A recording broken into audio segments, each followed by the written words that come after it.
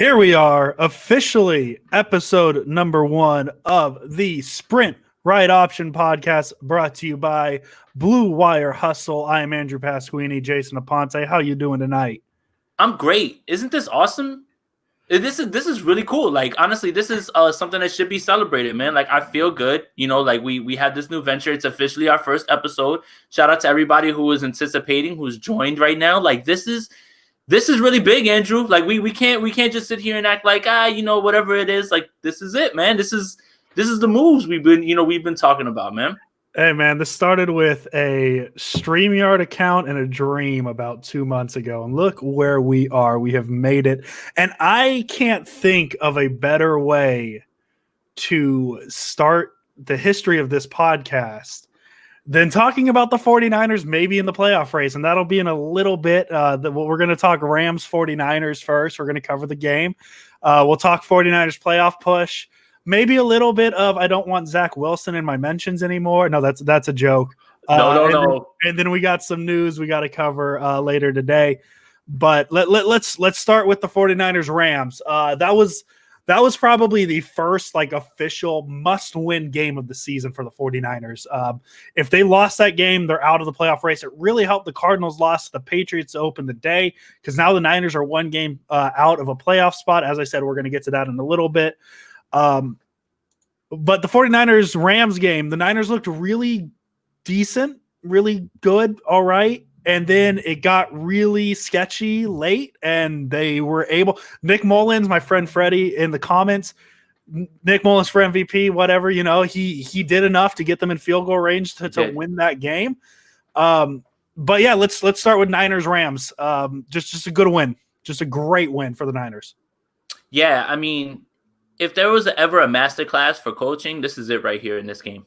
Hi, Robert Saleh, and I'm going to be really sad when you go. But right now, it's really hard to not sit here and watch what he's done and believe that he's up for coordinator of the year.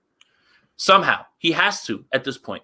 He is doing the most with what he has. And I think I said this on another show, but I want to make sure that I articulate it clearly. I think that the job that he's doing this year is far superior to the job that he's doing last year because of the sum of his parts, right? Last year, as a defensive coordinator, Nick Bosa, go get him. I'm not trying to devalue what Saleh did last year, but it's much easier to call plays when you know that you have someone who's going to be in the backfield on almost every single passing down. Now he doesn't have that luxury, and what he's been doing, moving people around. Hello, Uncle Sherman at safety. Having him blitz off the edge. Jimmy Ward running around the box. His best game of his 49ers career, hands down. It's so strange that we're in, year 5 with Jimmy Ward? And now I think we're probably finding out what exactly he really can do. When he's in the box, his slot coverage, it's just more flexibility. I am just impressed with the way that this defense is still a top 5 defense without any of these parts. And it would cripple other teams, but the coaching has lifted them up, honestly. I mean, give or take a few pieces. I know Fred Warner obviously isn't rookie year. Fred Warner, he's third year Fred Warner. But we're essentially talking the 2018 defense at this point with how many key parts are missing. Right. I know obviously there's a few changes. Dre Greenlaw is significantly better than, the outside linebacker they had. I think Malcolm Smith. Malcolm Smith, the legend. Smith, the former Seahawk. That's why I wanted to go Bruce Irvin. Better than Malcolm Smith.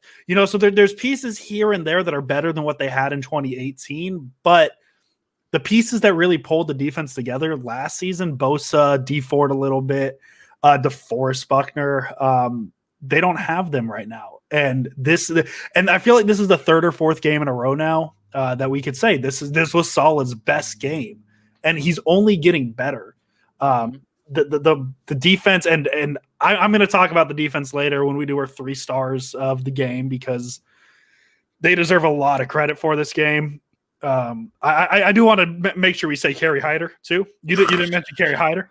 I didn't. I'm sorry. It's almost like setting your watch to Hyder though. Like it's almost like you're just assuming that he's going to play well, and he just does every week. Like it's almost boring at how well he's played this year. Yeah, and just overall the defense is just playing at such a high level.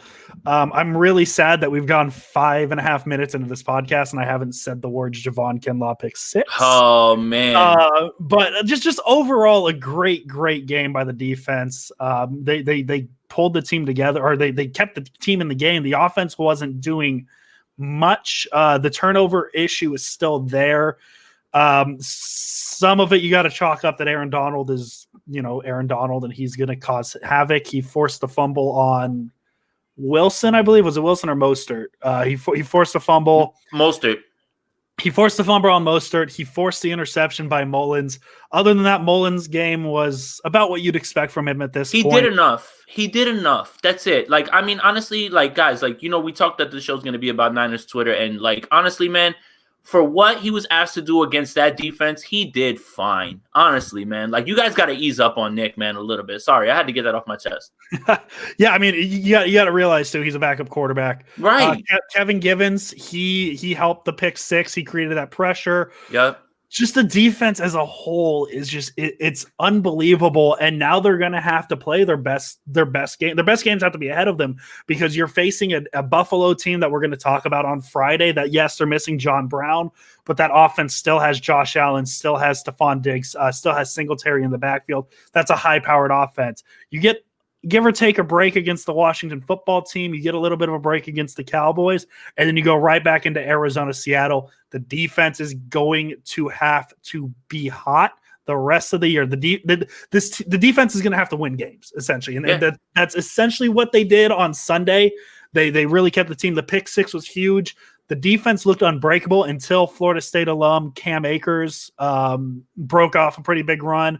But it was also the same issue in the Saints game. It was the field position battle, right? The Rams had one of their touchdowns coming off the Mostert fumble. That was a short field. Other than that, the defense just I can't say enough about them at this point. Yeah, and some other stuff that we're not talking about, right? Sherman, like I said, yes. Eric Armstead's best game, Jimmy Ward's best game. The idea that Sherman was out there as safety.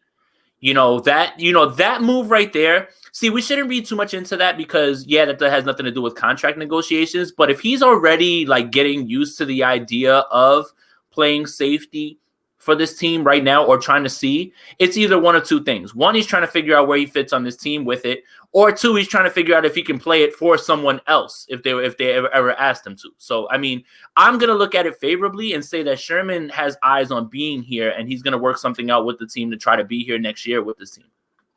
Yeah, and I mean, of course, his interception came from the safety slot, right? So Niner fans are just salivating at the mouth at Sherman in the secondary. And I mean, you look how important, the four guys the Niners got back. Sherman with the interception. I'm trying to find the stats. Excuse me. Sherman with the interception. Jeff Wilson, 12 carries for 43 yards. Raheem Mostert, 16 carries for 43 yards. They had the exact same yardage amount. Oh, and by the way, talk about the guy. Talk about the guy. I don't know his name. I think it's Debo something. 11 receptions, 133 yards. I mean, you want to talk about just four guys so important to the success of this team for the rest of the season. Those are those four right there. And now you go to Monday night, which, as I said, we're going to talk more about on Friday. Brandon Ayuk's coming back. All of a sudden, outside of Kittle and Garoppolo, the Niners have a full offense for the first time all season, pretty much. I'm looking forward to it. But back to Sunday. Deebo Samuel just showed you how important he was to this football team. And also, I do want to make sure before we forget, because I'm sure we're going to get lost, Kyle Shanahan going for it on 4th and 1, tie game, getting the first down. Just an amazing play. Just I know with it's who? a simple, with who though? But with who? Check, right. Which is funny because on the 3rd down play, I think they tried to go around the edge with a run. Let me see if I can find the exact play. It was Mostert up the middle for 40. No, that wasn't the play. Jeff Wilson up the middle, no gain. So that was the 3rd and 1 play. And I literally tweeted because the Rams called the timeout. I tweeted, hey, why do we have a fullback if we're not giving the ball to the fullback on 3rd and 1? If we're not, because like I'm a big proponent of the quarterback sneak. I'm a huge fan of the sneak. Jimmy runs it well. Jimmy's the best at it. Like, if there's one thing you could say Jimmy Garoppolo is the one like elite at in this league, it would be the quarterback sneak. Garoppolo is amazing at the quarterback sneak. But yeah, so I send out the tweet of why do the 49ers have a fullback if they're not going to give the ball to the fullback on 3rd and 1, and of course on 4th and 1. Juszczyk gets the 2 yards to get the first down. They tried to pass right off that actually, which I thought was interesting. They passed it a couple times, and then Robbie Gould hits the field goal to win the game. Yeah, and I actually liked real quick. Just a quick thought. I like Jalen Ramsey's offsides. Yeah, it was kind of a fake. It was kind of like a fake freezing the kicker almost. Yeah, and Jalen. And I mean, it scooted the kick. I 47 yards or 42 yards. I trust Robbie Gould to make that kick. Yeah. So I like Ramsey jumps so offside so fast, and I'm like, that feels like they're calling a timeout by committing the offsides almost. So just what a game! Like it, as I said, it went at the half, especially after the Kinlaw pick 6, they jump out to that. What was it? 17 or let me see if I can find it. 17-3, 14-3. Gould kicks the field goal to make it 17-3 at the start of the 4th quarter. And you got to be feeling pretty good. 14-3. That's right, Marco. Yeah, and then Gould's made it 17-3, feeling pretty good. The Rams respond with a field goal 17-6, and then Mostert's fumble happens. The Rams waste no time scoring a touch, or excuse me, no, it was a touchdown. And then all of a sudden it's 17-3 here in the third quarter, or 17-13 here in the 3rd quarter. And all that good feeling was just, oh no, they're gonna lose this game. And then Akers busts out the long 61-yard run. The Rams score a couple plays later. Now the Niners are behind 20-17. They were up 17-3 late in the 3rd quarter. And by the start of the 4th quarter, it was 20-17. And Nick Mullins did what he needed to do. He got the Niners into field goal range twice. He had a very just suspect game. He missed a few open passes here and there. But in the grand scheme of it, he did what he could do to get the Niners in a position to win a football game, and that's all you can ask for your backup quarterback. For sure. I mean, and, you talked about the Cam Akers long run. The 49ers allowed 128 yards rushing, 61 of which came on that one run. So I hate to be one of those guys, like, take away that run, but in this case, I think that is pertinent, just because it accounted for 50% of their rushing yards on one play. That again goes to the defense, right? As far as Nick goes, I guess we can talk about it a little bit further. Like, you know what, man? He missed throws. He had a drop. Jordan Reed had a drop on a nice play, on a nice throw that he had. When I watched the film, I really feel that, Jordan Reed got mad when he missed him over the middle, but then when he dropped the ball, did Jordan Reed say, throw his arms up the same way, right? Like, it's, you got to watch yourself when you show up your quarterback, because you could be on the next play or a play down the line looking just as crazy. So, sometimes I have a little bit of issue with that, but Nick was fine, man. Like, he did, like, the reason that this game swung wasn't because of Nick Mullins. It was because Aaron Donald decided to, wreck the game and be Aaron. Look, give major props for doing what he could for as long as he could in his first game in this league. Like, picture this being your first game and they say, you got to block 99. Yeah. All things considered, it was like one quarter where Aaron Donald took over, So McKivitz did fine. The offensive line continues to be the place where I get scared, though.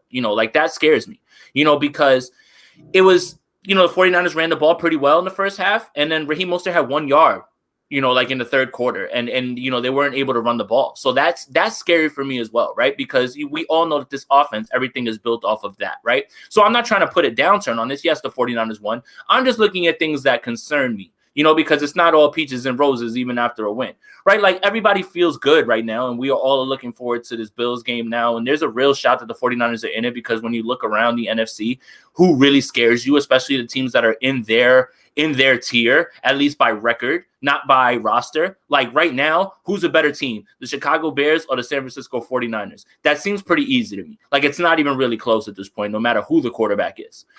So like that's what you really have to think about, right? So Nick was fine in this game, man. Yes, you want to score more points. The Rams are a very good defense. I trotted out that DVOA number. You guys kind of understood it, but yes, they were at the top of it. Like that's the idea. Like I have a good summary of what DVOA is, but I don't have time to like go into it now. It's gonna be like a long thing. But the Rams defense is a great defense, and that's what you guys have to really remember too. Divisional games are always close like that, and like Andrew said, Nick Mullins made enough plays at the end of the game to get it done. And that's really, really what you're looking for. That's it. Get in, get out with the win, and that's it. Win no matter what. And, if Nick Mullins is going to be the guy the rest of the year, maybe that concerns you, but there's been a little bit of rumblings and hope that Jimmy Garoppolo, who is still, guys, if you want to hear me here, still the best quarterback on this roster. Let's not get crazy, or anything like that. So, yeah. I mean, good. And I think some of the frustration, you go into that Jordan Reed overthrow. I remember that sequence. The Niners were at about midfield. They had a 3rd and 2. And Mullins took a delay of game penalty. Yeah, that's not good. Made it 3rd and 7, and then Mullins overshot a wide open Jordan Reed. So not only did he call, because they probably had a different play call. I wouldn't be surprised if on 3rd and 2 they tried to run it. The delay of game caused them to throw the ball, and Reed got open really quick, and Mullins just overshot it. So I think that's part of where the frustration came from. But listen, Mullins' job at this point is to just get the ball in the hands of Deebo Samuel, just get the ball in the hands of Raheem Mostert, and get the ball into the hands of Brandon Ayuk. And he couldn't do that on Sunday because Ayuk was out. He did fine. I see that, the offense only scored 16 points. You've got to remember this is a good Rams defense up against the 49ers backup quarterback. The other thing that I want to say about Nick Mullins, right, that I think was really telling, and I know this has no bearing on what happened on the field, especially because I'm about to talk about something that has no bearing on the field because it didn't happen there. Listen to what Kyle Shanahan said after the game. I think he really understood how good of a defense the Rams were. Nick stood in there, he took his shots, and he continued to fight. And, when he got his opportunity, he got it done. He spoke glowingly about Nick at the end of the game. Like, I have never really heard Kyle speak about him or Jimmy in that way, almost after a game. And then you look on Twitter and everybody's killing Nick. Look, you guys have to keep everything in perspective. For what Nick Mullins is being asked to do, it's fine. Wins are wins. That's it. That's all you need to, the 49ers have to hang on. That's it. All these games, they have to just hang on. So, to hear Kyle speak about him in that way of, I thought he had a great game. Yeah, he overthrew this guy, but he let it rip on this play. These are his words. These are his words. And, I think that that's really indicative of how he feels about his performance. Out on the outside looking in, maybe if you saw the highlights, maybe if you saw the stat line, you would say that's an awful game. Yes, there were throws that, he missed, but, overall, he did exactly what the 49ers asked him to do. 2 fumbles are not his fault, right? He threw an interception, which was a tip on Aaron Donald. Hello. That's 3 turnovers right there. So it wasn't exactly like he was throwing right to guys, like in the Philly game or anything like that. So, I think we just lay up off Nick, man. I think that Nick is doing fine for what he's asked to be, asked to do. And as long as his defense plays to this way, they're going to have those chances at the end of the game, to kick that field goal to win the game. And that's really what I think Nick Mullins is asked to do. Just, hey, we're going to put you in position to get us in a field goal range. Can you make those throws at the end of the game? And for him to do that against this sort of defense, I think it's more telling, man. You should have more confidence in Nick going into this next game because he's able to fight through that sort of adversity. Yeah, and I think the big thing here is that the 49ers won. I mean, I'm sure if they lose this game, Mullins, it's at the forefront. Yeah. Just plain and simple. But, yeah, I mean, 24 for 35, 252 yards, the interception, 2 sacks. I mean, what else can you expect from the backup? That's really key. Just that's it. That's all you could really say.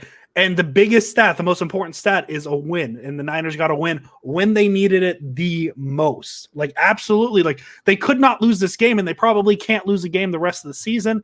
And this is a good start because now all of a sudden you're sitting here and there's 5 games left. And all you could ever ask is to be playing meaningful football in the month of December. And the Niners' next game is in the month of December, and it's meaningful. That's all you can ask for. And as I said, we're going to get into the playoffs in a little bit here because it is a talking point. Is there anybody else that really you wanted to talk about? Because I feel like we hit all the key points of this game. I don't know if there's anything else you wanted to focus on. I mean, the four turnovers forced. Jared Goff didn't play well. For some reason, the Rams just don't want to throw the ball to Cooper Kupp against the 49ers. He was targeted 5 times, but I feel like there wasn't a lot of targets in the first half. 2 receptions, just not a great game. They went to Robert Woods a lot, and he had a good game, 7 receptions for 80 yards. But other than that, like, the Rams offense should be better than what they are. I want to eat a lot of crow here, right? Like, I literally on our last show was sitting here about, oh, I'm scared. Oh, the Rams are running their offense so well. Oh, McVay's in his bag. Oh, bootlegs. How many bootlegs did they run, Andrew? I feel like off the top of my head, I remember one. Because I remember thinking, oh, there's that bootleg Jason was talking about. And what happened on that bootleg? It was a huge gain by Robert Woods. I think that a pretty good play, yeah. It's so strange, right? It is so strange. Like, I literally watched this team go crazy on the Bucs, like in a disrespectful manner, like literally running the same play over and over. And the Bucs had no plan for it or anything like that. You fast forward to this game, and it's like, my goodness, man, McVay is almost like locked up, like the water boy. Remember the water boy, the coach who like he sees that other guy and he locks up. I think it's almost that when he looks over at Saleh and Shanahan, he just locks up. He can't. He's Henry Winkler. He can't call the right plays because, man. They literally ran it one time. Like, and I was expecting it because they didn't run it in the last game. It's like, did you not remember what success you had against the 49ers in that second game from 2019, which was you were literally killing them with that? And, you know, it's not like the 49ers really adjusted to stop it. It was that Nick Bosa was like, I'm stopping this. You know, like, that's it. Like, Nick Bosa was like, I'm better than everybody here and I'm stopping it. You know, I don't know what McVay was doing in this game, right? The running game couldn't get going. Jared Goff was awful. That's the only word that I like. Remember when I said there was no way that he could play worse than he played the first time he played the 49ers? Well, How many things can you get wrong in a week? Because I'm getting it all wrong, honestly. You know, it's strange, man. Like, I don't get the play call. And then you know what's crazy too? Going back to the Cooper Kupp thing, he just gets erased with us. Erased. You know, no matter who it is, because we saw, you know, sucks. Jamar Taylor was playing so well this year. You know, for a guy to be at his age and to be on the field and be playing as well as he was at nickel corner, Preston the dude, he was playing well. Unfortunately, tore his ACL. You saw the emotion on it. That sucks, right? Oh. But then you bring in Emmanuel Moseley, right? And now you're talking about, remember we were having this discussion about how do we get all 3 of these guys on the field, Sherm, Verrett, and Moseley, and now here it is right in front of you. And the other thing is, too, the one thing that I took away from this game, too, remember we talked about, Sherman coming back, they can't run, you know, as much zone and everything and this and that. Yeah. Doesn't matter, apparently. Does not matter. Yeah, Jared Goff, 19 for 31, 198 yards, 2 interceptions, 2 sacks, and a fumble lost. I mean, and Sherman just, like, again, what I'm talking about with Saleh, I haven't seen, you know, and if you guys are in the comments, you can, you know, make me aware. I haven't seen Saleh scheme up Sherman off the edge on a blitz. You know, like, this is you, like, being, like, now you're really playing around, like, with who you're sending, you know, on third down. You know, he called a lot of great stunts on third down, too, man. You know, like I said, Hyder, Armstead, Kinlaw all had great games, man. This is a feel-good game all the way around on the defense. Like, there's nothing to really take away from the defense where you're like, you know, they're not playing. Remember, all of those points were put on the board because of turnovers. Quick changes, and they got to get on the field immediately, and they got to start. You know, like, it wasn't like they were methodical drives. You know, I would have been worried about the score if the Rams went down the field and scored on them a bunch, but they were all off of turnovers, probably in their own territory. So, you know, that's not as concerning. So, you know, look, man, the 49ers literally turned this season on its ear, right?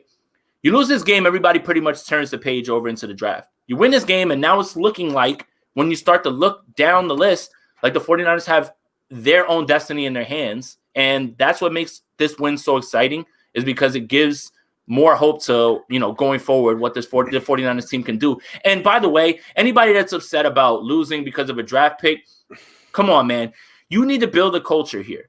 You need to build a culture, and you need to let people know that this team, no matter who's going to be playing, whoever's going to be up, next man up, this team is ready to win games. Good franchises do that. Winning coaches do that. And that's what the 49ers need to build here. That is bigger than some draft pick position, because you can bring guys into positions from high draft picks, but they're into a losing culture, and it doesn't matter. So that's what I'm talking about.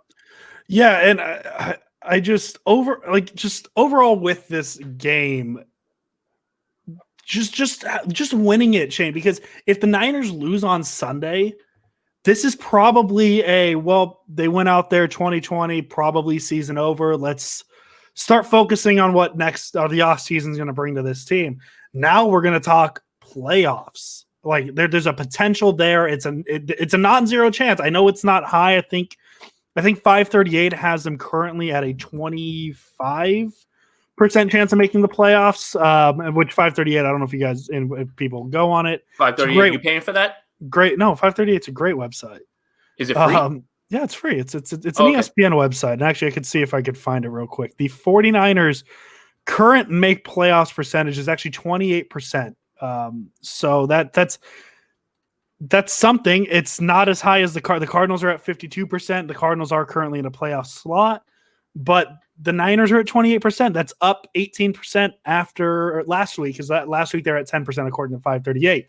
So we're going to dive into the 3 stars who we feel deserve to be the 3 best players. Then we're going to talk. If you take one of mine, then I can just use another one, because there were a lot of them in this game. If we have the same, it's okay. I'm going to cheat a little bit on it, just a heads up. But we'll talk about playoffs after this. 3rd star of the game, Robbie Gould. I feel like he deserves, just his name said, he went 3 for 4 on field goals, but he hit 2 in the 4th quarter, including 1 as time expired. He deserves something. I mean, he had the game-winning kick, he had a game-winning play. 49ers win because of him. Robbie Gould, my 3rd star. And because of Robbie Gould and Tabor Pepper. Shout out to Tabor. I saw your tackle as well. Tabor, you got to join the pod, bro, so we can talk about that tackle, man. I got to hear it. But yeah, for sure, Robbie Gould. Who's your 3rd star? My 3rd star is Jimmy Ward. I mean, and that seems easy, right? But think about what Jimmy Ward has had to endure during his time here, and all the things that he reads about him, and when, people add his name and things like that, can't turn the ball over, not a playmaker, right? I think that people aren't as big on Jimmy because Jimmy is so solid and safe, right? That it's not flashy, right? Like what he does. And I think that this week, because of what Saleh did with him and allowing him to roam around in the box, he can play man-to-man in the slot. Like that sort of flexibility, that literally means that you might be able to have Jimmy Ward on the field without a nickel corner and still be able to cover someone in the slot and feel good about that. That sort of flexibility is like unmatched, man. Like that doesn't tip your hand as to what you're thinking or anything like that. Like that is really big. So it's definitely Jimmy Ward. 2 turnovers, man, everywhere around the field. He completely erased Cooper Kupp whenever he was on him. Like, what a game, man. And I'm happy for him. For all the people, we traded Buckner for Armstead and Jimmy Ward. Tough week for you guys. Real tough week for you guys. Buckner missed the game. Javon Kinlaw still hasn't missed the game. Neither has Eric Armstead. Boom. And Jimmy Ward had a great game. So give me the guy that's actually playing. I'm obviously joking, but you get what I mean here. Yes. But yes. My 2nd star, I'm going to go Deebo Samuel. 13 targets, 11 receptions, 133 yards. The offense looks a little bit better with him in it. Same with Mostert. Mostert, not as impactful, only 16 carries, 43 yards, but that's okay. He's coming back from an injury. Deebo coming back from an injury, though, 11 receptions, 133 yards. That's my number 2 star for the 49ers on Sunday. Oh, my goodness. You know what? Before I give you my second one, I just want to talk a little bit more about Deebo. Yeah. I sent out a tweet piggybacking off of a Matt Barr tweet, right? Basically showing about the air yards and where the ball was going. When I said that I get frustrated with the way that Deebo Samuel is used, I am not saying that I hate the way he's being used. I am more giving credit to Deebo Samuel because I know he can do more. I've watched him run routes down the field, right? Like this idea that basically right now he's a gadget player, and I'm going to say it just like that at this point, a gadget player, a guy who's catching balls behind the line of scrimmage, all of these jet sweeps. Deebo Samuel's more. So when I say these things, I'm not saying them to be negative. I am saying them because I know that there's still another level to this offense that can be unlocked through Deebo Samuel. Now, I'm like, here's what's crazy to me, right? You and I both are the defensive coordinator, right, for the Rams. We know exactly how they want to get the ball to Deebo Samuel, right? Yeah. Picture knowing that all week, and picture him having 11 catches. You know, many of them were just those sweeps, right? And there's a new drinking game if you guys want to play, you know, and try to survive. Watch last week's game, and every time the jet sweep motion was even used, whether they used it 100% or they didn't, take a shot. You'll be done by the end of the second quarter, honestly. But for the Rams to know that Deebo Samuel was going to be getting the ball in this way and to not be able to stop it in any way and to have him be a bowling ball through their offense, like Deebo Samuel is still ascending. This is insane to think that he's still getting better. You know, obviously he's only been in the league, 1 year? Like, this is all the things that should get you excited about this team going forward, man. Like, the only thing that can slow Deebo down is injuries, because there's not a man on this field that wants to tackle that man. No, it's insane. So, second star for me, I'm gonna steal it. It's Kerry Hyder. Like, you know, I'm stealing it. Where is this defense without Kerry Hyder? Seriously, like, that's not even a joke, right? Like, forget the PFF stats, right? PFF, he's top 5 and this and that. Just watch the film.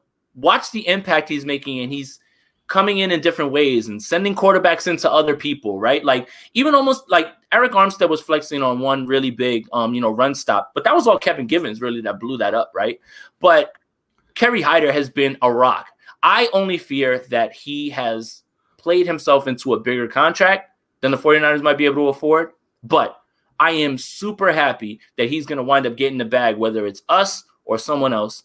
He has played amazing. And to unlock that, props to Chris Kasurek, because that was the whole idea of bringing him over. And my goodness, what a find. If the 49ers are somehow able to bring him back next year at a nice contract and everything and add Bosa and have everybody else back, look out. Good God. Yeah, Hyder is already half a sack away from tying his career high. And he's going to have 10. 10 sack guys, they have a really big market. Like, that's not somebody that people, other GMs are going to be like, we shouldn't take a look at that guy. No, you overpay a guy who's had 10 sacks. So Kerry Hyder might get the bag somewhere else, but he absolutely deserves it. What a year for him so far. I mean, just look at it. Nick Bosa had 9 sacks last year. And remember, we talk about how important he was last year to this defense. Kerry Hyder's on that pace. So I'm going to cheat. My number 1 star, I'm going to go Robert Saleh, and by proxy, I get the entire 49ers defense. I mean, just look at, like, I know you could watch the tape as well, but just look at these numbers. You have Sherman leading the group with 7 tackles. He had the interception. He had a tackle for loss. He also had a pass deflection. Javon Kinlaw, he had an interception for a touchdown, which, by the way, is 1 more career interception than that defensive lineman who plays on the Rams. Name I'm drawing a blank on. Kerry Hyder Jr., 2 sacks, 4 tackles, 4 quarterback hits, 1 fumble recovery. I mean, the defense had a good game when I got to go down this far to find Fred Warner's name. We can't forget about Armstead. He had a few tackles, and then Jimmy Ward with 2 forced fumbles.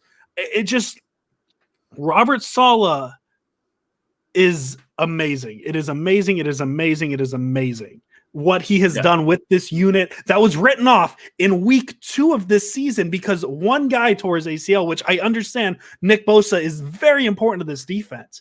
But Robert Saleh, what he has done against a good Rams offense, against a good, who'd they play 2 weeks ago? The Saints offense. I know the Dolphins game existed. That wasn't his fault. No. This defense is just something else, and this was the game. And I just, as a whole, I don't want to, like, because if we give out 3 stars and we pick 3 defensive guys, we'd be missing out on 7 other defensive guys who had a good game on Sunday. So I'm going number 1 star as a whole, Robert Saleh and the defense. So I'm going to pick somebody that literally nobody on Twitter is talking about, and it's a defender. No one is talking about this week. Probably one of his top 2 games, and yes, I'm including the 2 Seattle games, Dre Greenlaw.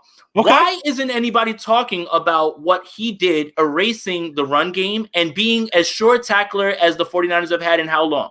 Okay. Like, I understand Dre Greenlaw struggled against Seattle, had some, some moments where he was missing tackles and people wanted to be like, oh, aha, see, look, because there's this Quan hive, right? That anytime Dre Greenlaw does anything that's bad, they want to point out and they want to show. Dre Greenlaw, this game was incredible, man. And I think when you watch the film, you watch him sideline to sideline, he was everywhere. He was everywhere in the mix of almost every single play.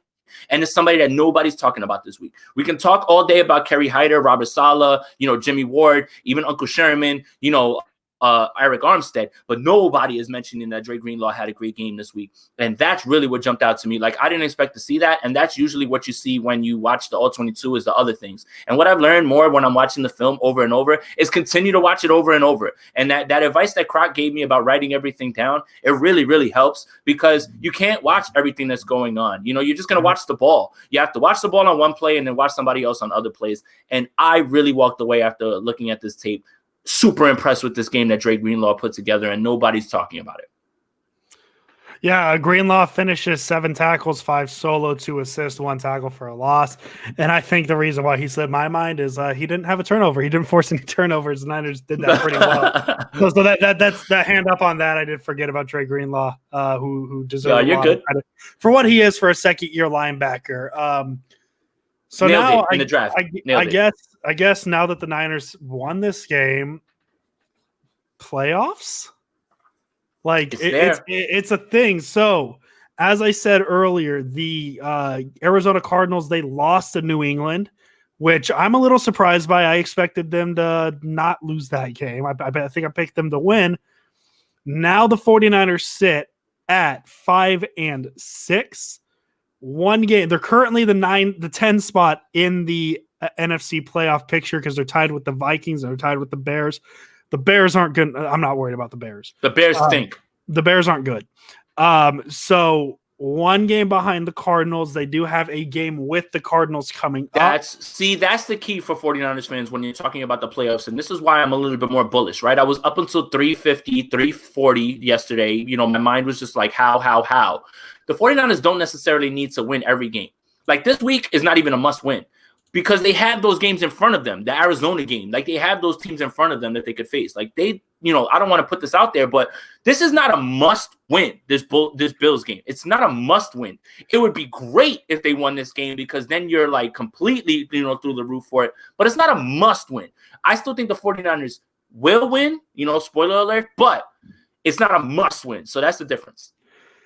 Yeah, I mean, really, this is the last non-NFC game the 49ers have. They do have the slightest wiggle room. They can lose one up here, but they have to sweep the NFC West from here. They have to beat the Cardinals. They have to beat. I mean, you're looking at 4 out of 5. Yes. You're looking at 4 out of 5, and if you're gonna lose one, preferably this Monday. Yes, because you got the Washington football team, you got the Cowboys, you got the Cardinals, and you got the Seahawks. You need to win 4 out of 5. That's going to put you at 9-7. That's tight. Now, Niner fans, they might have another reason to be upset about this Steeler-Raven game getting postponed so much because now there's still no 8 seed. There could be an 8 seed involved that would help the 49ers. But as we're looking at it right now, we're at a 7 seed. Niners are at one game out of that spot. They need to beat the Cardinals, and I know that's looking forward. But you hear that one game at a time mantra. It's a cliche that you hear all the time. One game at a time. Yes, literally at this point, it's one game at a time. You can't focus on another team if you don't beat the team in front of you. You are looking at 2 more or 1 more loss this season max. If they lose 2, you're done. You are done. You are done. You are done. So. Right now, you just need to focus on 1 game winning streaks. Don't worry about, I see people saying, well, they need to run the table. They need to run the table. They need to beat the Bills. They need to beat the Bills first. And is that doable? It could be. The Bills looked a little vulnerable against the Chargers. They're not playing as well. they're not playing as well as they started. I mean, Josh Allen, I think I said it on this podcast after 3 weeks, Josh Allen was an MVP candidate. He's not playing at that pace right now. Their defense, it's still a good defense. It's not as good as it was last year. The Bills are a winnable game. You beat the Bills, then we'll talk about the Washington football team. Right now, it's just win the next game. But as I said earlier, play meaningful football in December. That's all you could ask for. That is all you can ask for, and that's what the 49ers have. So we'll see what they do, but this win against the Rams was probably their most important game to date, and they won it. So we'll see what they can do. You got to remember, this is a team that's coming off a Super Bowl appearance. They know what it's like to play in these big games from here on. So I mean, my thing is this, right? Like, you win this Bills game, right, and then everything becomes easier. Like, I just said that they don't have to win this one, but if they win this one, then everything becomes more clear.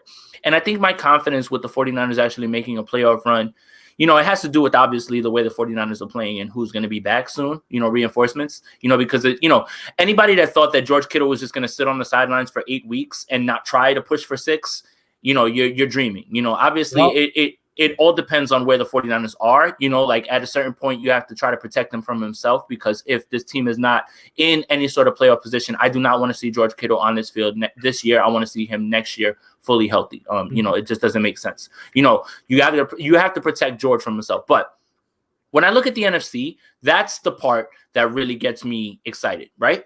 Green Bay is literally the same team that they were last year. The 49ers actually played statistically on defense a better game against the Saints. And if they would have had anybody who would have been able to catch punts and not fumble them, they probably win that game. So that's what I'm talking about when the NFC, like, the Bears are horrible. The Vikings are barely there. The Bucks are slipping. Like, who exactly in this NFC is somebody that you're scared of Seattle, like you always are, because they're Seattle, but that's it, really. Like, this team, even as depleted as they are, if we were to get everybody back on offense, would you be nervous picking the 49ers to beat the Green Bay Packers if there's Debo, Ayuk, Kittle, even, Jimmy, all those guys? Even with all those guys missing on defense, I wouldn't be scared to pick the 49ers in that game. Well, you're looking at it at this point, too, where if the 49ers make the playoffs, the only guy, assuming health, right? We're hoping that they stay healthy, but assuming the health of everybody, the only key piece missing from last year in terms of who's on the roster now, I know Emmanuel Sanders he got moved and all that stuff. The only guy you're missing is Nick Bosa. And Ford, because Ford was there for the Packers game, But you could argue that, Hyder performing a little bit better than Ford did last year. And he on more snaps. That's the thing, right? Like D Ford is a situational guy. God, I'm sorry. So the thing is if they make the playoffs, this isn't Nick Mullins throwing the ball to Jordan Reed. It's Garoppolo and Kittle are back, and anything can happen. Anything can happen at that point, and that's why it's so key for them to get into the playoffs, because it's going to be a different team in Wild Card Week. It is going to be a different team, and actually, as things line up, if the playoffs were to end today and the 49ers were the 7 seed, Seattle's actually the 2 seed, so they would open up in Seattle. Let's do it. So I'm all for it. So yeah, and so I just think that if the Niners can get into the playoffs, it's a totally different team. It's a totally different team than what we've seen the past couple of weeks. Right, and I think that what everybody, here's the thing, right? The 49ers went into the playoff run last year, number 1 seed, everything, got it done, fine. Most of the time, the teams that you're afraid of are those teams that get hot, that are wild cards at the end, right? Like, and I feel like the 49ers would be a matchup that nobody wants.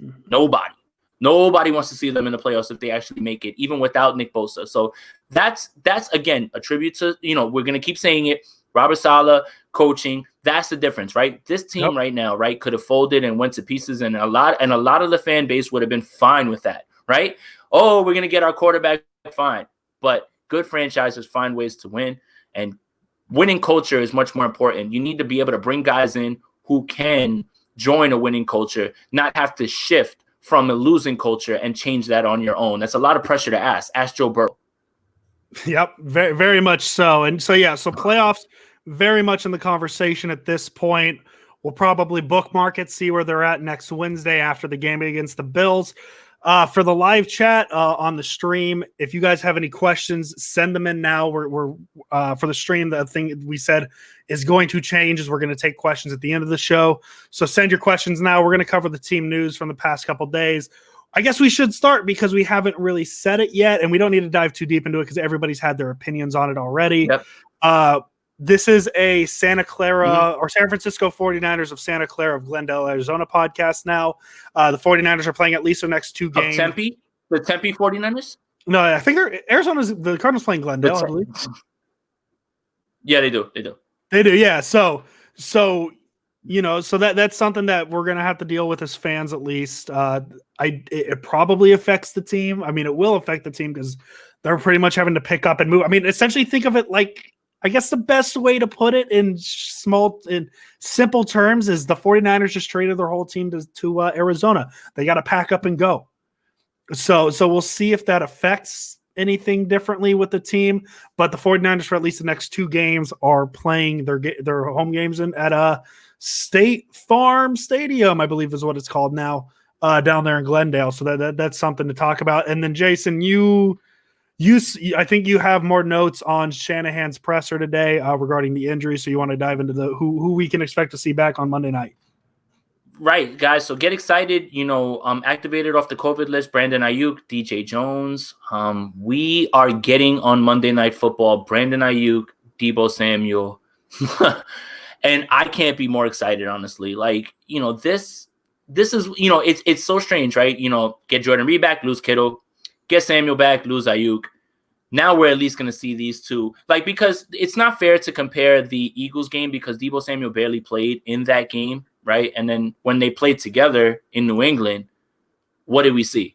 Obviously the quarterback was different, but I am just super jazzed right now because we are about to get Ayuk and Deebo on the same field. And what a time to get them back. Obviously the Bills have Tre'Davious White, who is a top 3 cover corner in this league, hands down. Wherever you want to slot him is up to you. But they're going to have their hands full trying to cover Deebo and Ayuk. And the 49ers actually can run the ball against this Bills team. So I like their chances in this game. Now you're talking about adding Brandon Ayuk. And, man, if Nick Mullins can not turn the ball over, even though this week, the sacks this week were on him. He held the ball a little too long, now that I'm thinking about it when we're watching, and the interception was off of a tip. But if Nick Mullins can play clean and have Deebo Samuel and Brandon Ayuk there for him with Raheem Mostert, it's gonna start to get, really hairy for defensive coordinators, man, especially, if the quarterback play can just be somewhat. This is all I ask for the quarterback play. Just be consistent.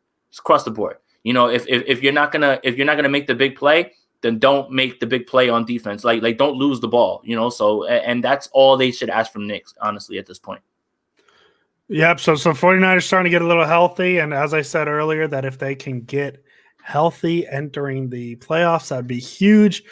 So let's wrap this up. Let's take some questions, Jason. If you see any you like. I got a good one. So this is from JC49Fish, Niner for Life. Do you think we can run better versus the Bills? For sure. They don't have a Aaron Donald. Ed Oliver is a great lineman, and it's funny because Sean McDermott is a defensive guy, right? So you expect, I think it's funny because going into the season, I think everybody would have said before they even saw a snap, the Bills are going to have a good defense, right? I just mentioned Tre'Davious White, who I said is the top 1, 2, 3 corner in this league, and Ed Oliver is a young guy that they have as well too. And they've got pieces, and their defense hasn't been as good, right? Like they faced the Rams. The Rams run a similar offense to the 49ers. The Rams run up and down the field in a comeback mode, obviously that's the context that you deserve, for that. That's not exactly like the Rams went into Orchard Park and they went crazy on them. It was in a comeback effort that they played really well, but similar offense. So it's there for them. The 49ers shouldn't have problems scoring in this game. Again, I hate to sound like a broken record, hate to sound like a cliche, but how do the 49ers win this game? Nick Mullins can't turn the ball over. He can't have turnovers. That's it. That's another reason that you should be excited about this Rams game. If I would have told you before this game the 49ers would have turned the ball over 4 times, you would have said, how much did they lose by? So, yeah. I think that there's no problem here. I think this Bills defense is very runnable against. I don't even know if that's a word. It's a word. Made it up. Yeah. They're averaging 130 yards allowed per game on defense against the run. That's 25th in the league. Like this Bills defense is very like the night. Shanahan should be foaming at the mouth in terms of excitement to face this run defense. It's I think the worst run. I mean, the Bills or the Dolphins are a little worse. But other than that, this is the worst run defense the Niners have faced this year until they play the Cowboys, who are last in the league, allowing 156 yards per game. Is that good? Like the thing is like Slick just said in the comment, the Bills are going to be focused on stopping the run. A lot of teams against the 49ers are focused on stopping the run, yet they can't do it because Shanahan mixes it up. And I cheat a little bit by saying, you know, I count those end arounds, those shuffle passes 2 yards forward. I call that as an extension of the run game. So that those don't show up as running stats, but that's what the Niners do to loosen up the run game is they find ways to make it work. I think this Bills game is winnable if the 49ers can run the ball well and Nick Mullins doesn't turn the ball over. That's pretty much what it is. Overall, the Bills defense is susceptible to the run, plain and simple. That's it. Yeah, I agree. So D-Flow asked from YouTube, can the Niners D stop the RPO? That scares me because Allen can run on us and extend the play, and that's the Achilles heel of the Niners defense. For sure, right? Like that's something that you should be afraid of, right? One thing I feel like people are not paying attention to because I just watched their game back, Josh Allen got a little hurt last week, his ankle, you know, so we got to, you know, they were off. You know, we have to figure out what the injury report is and how he's moving on that, you know, and even for that being the Achilles heel, it feels shored up, right? They haven't faced really anybody that has had to run on them or anything like that. But I think now that we have seen that Tarvarius Moore and Jimmy Ward are going to be the combo, that you're going to see less of that, right? Jimmy Ward's going to erase that before it happens. And I think that the 49ers have really cleaned up their communication errors because that's all it really was. It wasn't that the 49ers couldn't stop the RPO, it's that they were having communication errors. It's still happening on the offensive line, but I'm talking about when it comes to this. You have to read the outside defender. If he crashes, then you go the other way. If he goes outside, then you go inside. It's really simple. Robert Saleh's really tried to make it simple, but for some reason it became, you know, no one can figure it out. So, yes, that's a concern, but I'm not as worried. I think that the 49ers will have a game plan where they're going to keep Josh Allen in the pocket and make him throw the ball. Yeah, I mean, the Niners really haven't seen an RPO quarterback since Wentz back in week 5. I know Wilson's mobile, but he doesn't. The Seahawks don't really mess around with the RPO stuff. So I'm definitely a little worried. I'm definitely a little worried about that. In Robert Saleh, I trust though. This is a different Robert Saleh. This is him. I mean, he's on. I just don't even know what if we're looking at like a scale of 1 to 10, like Saleh's on a 15 right now. Right. So Josh Allen is good. I just looked up the Bills injury report. They didn't release anything today. I don't think they have to today. No. Because they play Monday night too. Monday night. That changes things a little bit. I was like, Wednesday they usually have injury reports, but it's a Monday. I keep forgetting it's Monday night. I mean, Josh Allen's very good. He's a good quarterback. The thing I'm afraid about making him stay in the pocket and throw the ball. He's a good thrower too. He's got a big arm. He can throw it deep. So Niners really have to be looking out for two things. They got to be looking for that option, and they got to be looking out for the deep throw. Both things the 49ers struggle against a bit. So we'll see. We'll see what Saleh has drawn up. I would expect to see a little bit more pressure than usual. Just a little bit more pressure than usual. He's been doing it more. We saw Sherman blitz. How often do we see Richard Sherman blitz? Not too often. So overall, I'm worried about the RPO. Yes. But I trust Saleh at this point that it shouldn't be too much of an issue. Right. And the other thing is that, while Josh Allen has a great arm, it's not incredibly accurate, so that's fine. Like you can let him toss it all he wants. It's just you can't let a guy run underneath it. And I think that Smokey Brown is more equipped to do that than Stephon Diggs is, which, Stephon Diggs is one of my top 3 route runners in this league. And I'll fight anybody on that. He can bake anybody with his feet. That's how good he is. That's how much I think of him. But I'm not as worried with if they get pressure on Josh Allen, that's when the turnovers come. He's still that guy that's still going to make incredibly horrible decisions. Like decisions that you'll say, oh, I kind of see what he saw. No, decisions where it's like, what in God's name were you thinking, right? Like even now, right? So like lately he's tapered off from the, large pace that he was on, he went from being an MVP candidate to, yeah, that's Josh Allen, kind of, like, and that's happened pretty quickly. So, yeah, I have another question here from Jameer that kind of ties into that. Jameer M says, any type of nervousness for this Bills game? Yes, you're always nervous because the Bills are a good team, right? They're going to win that division. But I feel more confident in this team for all the things that we just kind of laid out. This defense is playing better. They've adjusted in a way that they can try to stop anybody in any sort of way that they want to attack you. And it all just boils down to the 49ers protecting the football. You can't expect to turn the ball over 4 times and win against any team, right? Mm-hmm. I don't suspect that'll happen this week. The offense will be just as good. We're getting Brandon Ayuk back. I have the 49ers winning this game. I'm jumping the shark here, and I don't want to get, crazy on it and everything, but I'm just not as scared for this game. It's going to be a great game. Monday night's going to be fun, but the 49ers can win this game, and they should win this game. Jameer, I think from this point on, there's going to be nervousness in every game because, we said earlier, like, it's a lot easier for the 49ers to just win out, and that's going to be hard to do. So being nervous, because this team is a playoff team. This team can be in the playoffs. So, yeah, be nervous for every game. Like, you could ask the same question in 2 weeks when the Niners play the Cowboys, especially if the Niners go 2-0 in their next 2 games. Cowboys probably one of the worst teams in the league, very injured. And my answer is going to be yes. Yes, there is nervousness because these are games the Niners have to win from this point. So, yes, be nervous. Yep. I'm going to say it wrong. Art right. There you go. Perfect. Big fan of the show. He's always on here. Shout out to you, man. He asked, can we stop Stephon Diggs and Beasley? So, last year, when Stephon Diggs came to town, that was with Nick Bosa, D Ford, all those guys. That divisional game really wasn't an issue, right? And the one touchdown that he caught was on Ahkello Witherspoon, right? So from the outside looking in, it looks like, hey, they don't have the pass rush. Maybe they won't be able to do that. But honestly, the coverage is better now on this team than it was last year.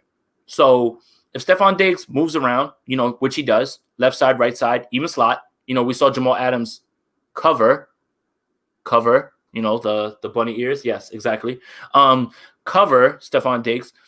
I feel that the 49ers have their 3 best cover guys on the field, and he's going to have a rough time this week. It's not going to be as sweet as people think it is. Cole Beasley is going to have to match up with Emmanuel Mosley. Good luck trying to cover him.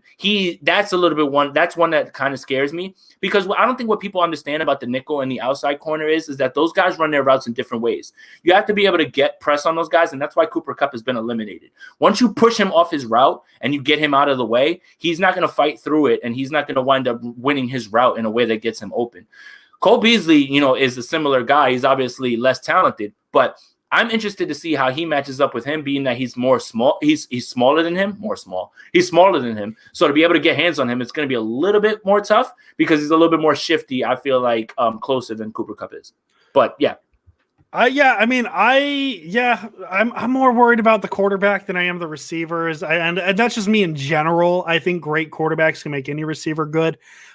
So I think they can stop Stephon Diggs and Beasley, but it comes down to stopping Josh Allen. If you can prevent Josh Allen from getting clean looks and clean throws to those guys, then you're going to have no problem stopping them. And I think it's going to come up to the front 7 more than it does the secondary really against Josh Allen with how often he can move the pocket. We'll take 2 more questions and then we'll call it a night. Okay, so another question from Art. Can the win against the Rams be slightly deceiving? Divisional games are closer and golf is bad. Yes, that's that's fair. That's a very fair point, and I will not argue anybody with that, right? and I think this kind of goes to, what are you laughing at? My answer. Oh, okay. All right. So I think it's fair because, I've always been somebody who has said that, teams being better than teams, right? People say that all the time, but there's sometimes that teams match up better against teams, even if their roster isn't better, if that makes any sense. And I think that's kind of what we have here. We have Robert Saleh understanding how to stop this offense with being able to match up well against them. So yeah, it's a little deceiving. I'm not choosing to look at it like that, but I could see why you would. And that's a really good point, honestly. No, because I like beating the Rams. That's my answer. Same old sorry Rams. Just keep it short and sweet. But yeah, divisional games, teams tend to tend to come up a little higher, come out hotter for those games. So yeah, it could be a little deceiving. We'll see what the answer is though on Monday. We'll see what they can do against a non-conference team in a game they probably need to win. So yes, the win can be a little deceiving. However, in the context of that, with the divisional games are closer, they got blown out by the Seahawks, right? The 49ers got blown out by the Seahawks. They lost to the Cardinals. So like the Rams are up there with those two teams. I would even say the Rams are better than the Cardinals. So, yes, the matchup, the Niners usually handle the Rams pretty well, especially the last two seasons. So, yeah, it could be a little deceiving, but we'll see Monday. All right, we'll take our last one, and it's from Jameer again. If the 49ers win this game, will they be in a great place with the next two games being against Washington and Dallas? Yes.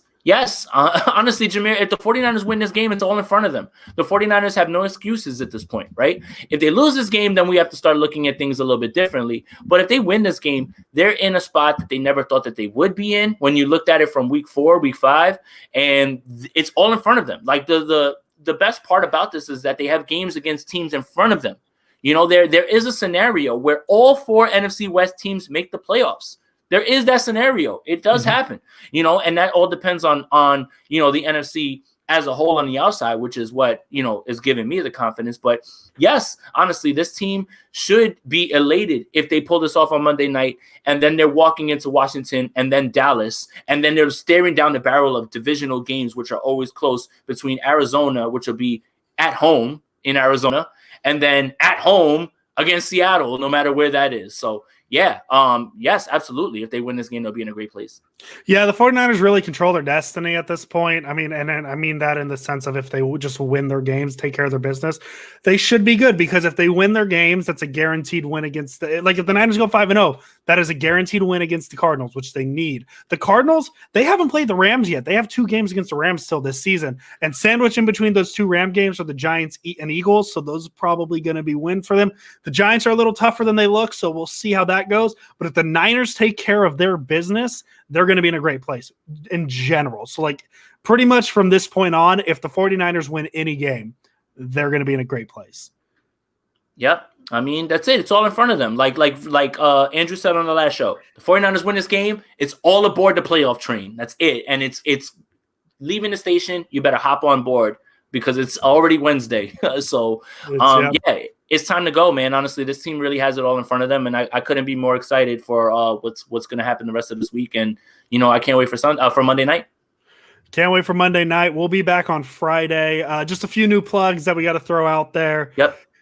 Find us on Apple Podcasts. Find us on Spotify Podcasts. We are the Sprint Right Option Podcast, part of the Blue Wire Hustle Network. We have a new Twitter account. I'm still not sure what we're going to use it for yet, but we're going to use it. Give that a follow at Sprint Right Pod. Sprint Right Option was too long, I guess. So Sprint Right Pod is the name. YouTube, we're going to house the episodes on the YouTube channel, which is Sprint Right Option Podcast. All of that is housed. If you go to the Twitter page, the pinned tweet is everything you need to know. It has our Apple link, it has our Spotify link, and it has our YouTube link, as well as our Twitter names, which you should already be following. And if you're not, that's on you. So we really appreciate it at this point. This episode will be up on Spotify and Apple at some point tonight. As soon as I get it up, it'll be tweeted out tonight, tomorrow, in that area. We appreciate you guys. Thank you for joining the first official episode of the Sprint Right Option Podcast. And Jason, hey, East Bay Chris, I got good news. This is good. East Bay Chris in the comments said, dang it, missed the show. I got good news, East Bay Chris. You can find us on Spotify and Apple Podcasts now. So the episode will be up very shortly. Jason, for the first official Sprint Right Option Podcast, do you wanna say the thing that we say at the end of the shows? Let me get close to the mic. Thank you for joining, and as always, let's go Niners.